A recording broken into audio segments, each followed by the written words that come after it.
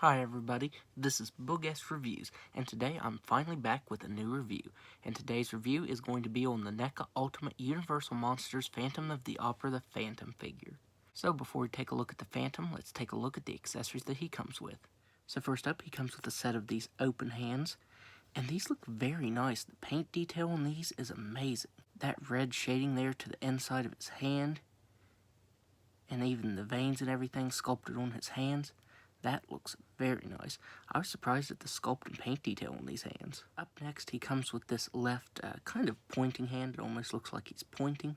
Up next, he comes with a set of open hands. Up next, he comes with his right accessory holding hand and this bamboo stick. Next, you get this standard head sculpt, and Neca did a phenomenal job on this. This looks amazing. The likeness to Lon Chaney is uncanny. And all of the paint variation, the red around the eyes right there, his uneven rotted teeth, the paint on them, just everything on this head sculpt looks amazing. The wrinkles there on his forehead, the paint around the prominent cheekbones, just everything about this head sculpt is amazing. Neca really went above and beyond with this head sculpt. Even the hair is sculpted really nicely, and I like how since it's this dark brown color, they went in with some light brown around the edges right here where he's balding. He even has some paint variation there on his head.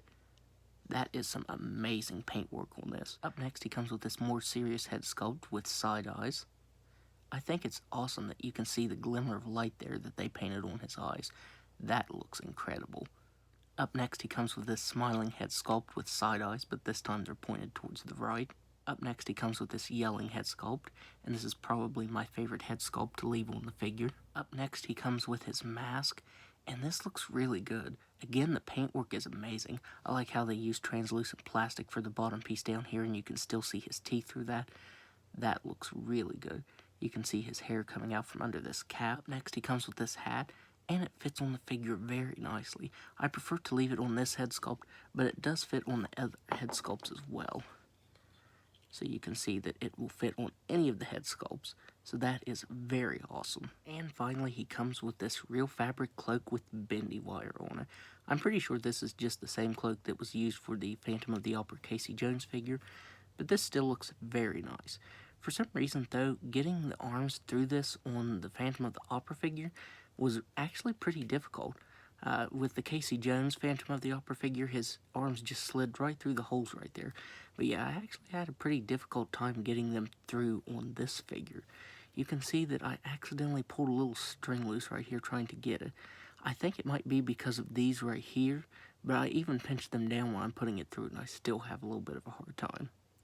So now let's go ahead and take a look at the rest of the figure. The rest of the figure is sculpted very nicely. His tux looks very nice. It's got some really awesome sculpt detail there with the wrinkles, some nice glossy black there for the buttons.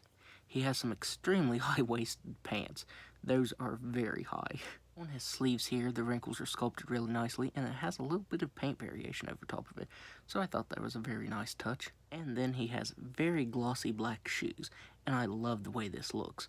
The soles of the shoes are done in a matte black with the glossy black on top here. That looks amazing. So now, let's go ahead and go over his articulation. He has a ball-jointed head that can only look up that far. I do wish he could look back just a little more. He can't really look down at all. He can move his head side to side very nicely. He has shoulders that can move all the way out. He has single-jointed elbows that can bend in that far. Swivel wrists that can move side to side and up and down very nicely. A ball-jointed diaphragm that can move back just a little bit. And it actually looks like that joint is sculpted on there. I just now noticed that. So yeah, they even sculpted the joint underneath here, so that is very awesome. He can move forward just a little bit. He can move side to side. He has hips that can do a complete split. He can kick forward all the way. He can kick back all the way. He has a single jointed knee that can bend back that far, and swivel the ankle that can move down all the way, up all the way, and a nice ankle rocker.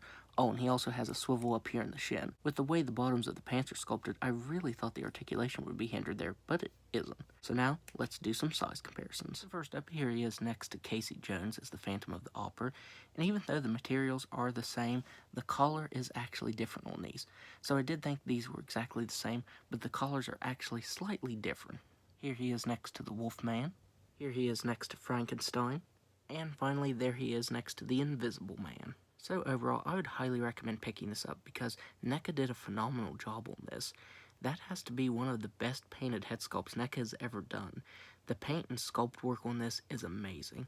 Neca continues to impress me with this line with each new figure that comes out. So definitely don't miss out on this figure. So that's my review. If you like this review, be sure to hit the like button and subscribe to my channel. Thanks for watching.